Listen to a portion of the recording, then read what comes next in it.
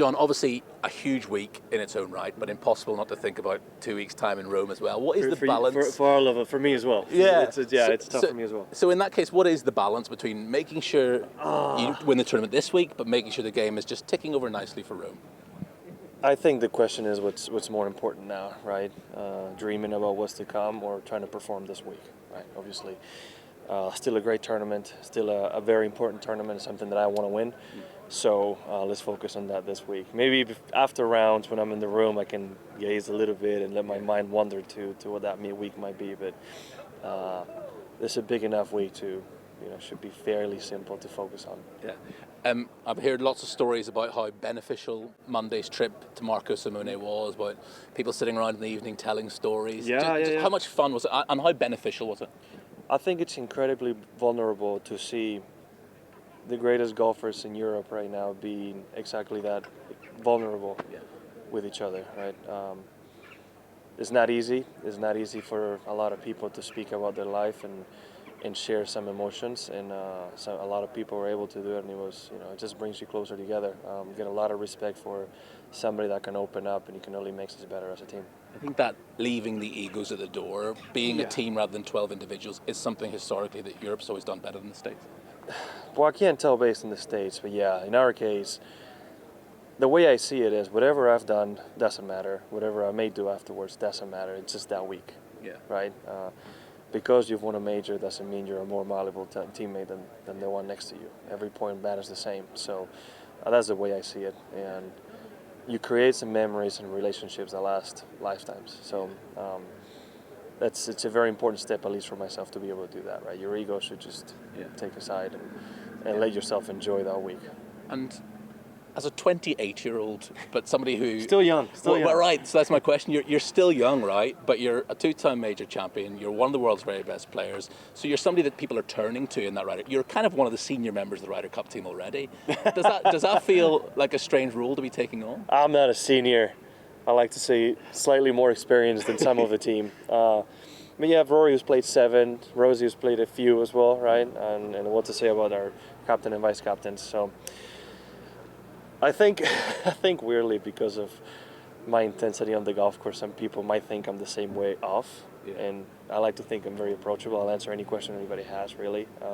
So it's a little bit of my job in that sense to show those players that, it's okay to share your emotions. It's okay to share what you're feeling that week, because we're all nervous, we're all excited, we're all feeling the same things. So when you see somebody with more experience, right, voice that, it helps out a lot.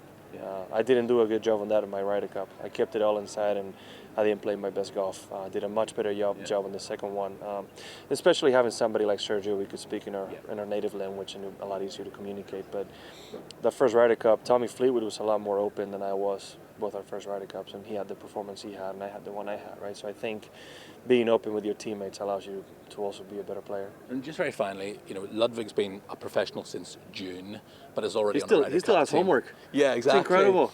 But it shows how... Would he be the first Ryder Cup player with homework?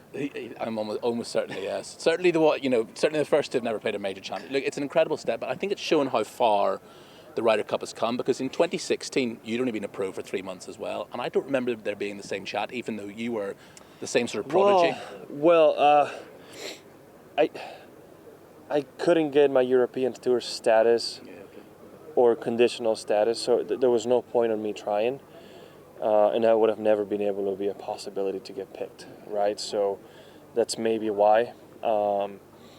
With obviously the PGA Tour and DP World Tour getting closer together, and Ludwig getting a PGA Tour card right away, the dynamic changed a little bit. Now this is much more of a possibility. I think there's loads of young players who have the talent to be able to play Ryder Cup. Now, the experience, obviously, it's a big part of it, but nobody can get you ready for the first one. I think in a weird way, not knowing anything else, you don't know what a major feels like, you don't know what being in contention in a major feels like. I think anything else, not knowing, just, if anything, might be a blessing in disguise. It's almost like the first time you go to the golf course, you don't know where the trouble is, so you somehow just free up and play better golf, right? So in a weird way, again, I think it's going to be a positive.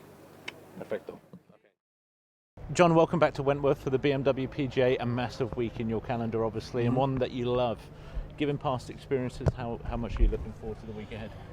Es una gran semana, es un torneo que me encanta venir a jugar, me encanta el campo, me encanta cómo nos tratan, la hospitalidad, la ciudad, el hotel, es muy divertida. He conseguido jugar muy bien 2 años, los 2 que he venido, he quedado justo corto, segundo las 2 veces, así que a ver si puedo jugar igual de bien y darme una oportunidad de ganar el domingo. Lastly, you've just come from Marco Simone. What was it like, the 12 of you, not just being on the course, but also with some of the young blood in the team now, being able to build that camaraderie? Fue un gran día, un gran día y medio, ¿no? Al final, tener esos momentos, esas horas antes de la Ryder es importante, que los novatos se sientan cómodos con el equipo, se sientan cómodos con lo que va a ser la semana, ver el hotel, ver la dinámica, es algo muy importante. Y bueno, en mi caso, conocer el campo y los jugadores que de verdad no había hablado mucho, ¿no? Fue muy divertido, un día muy emotivo, que me lo pasé muy bien, aprendí mucho de cada uno y ha sido un pequeño saltillo hacia adelante para el equipo de Europa.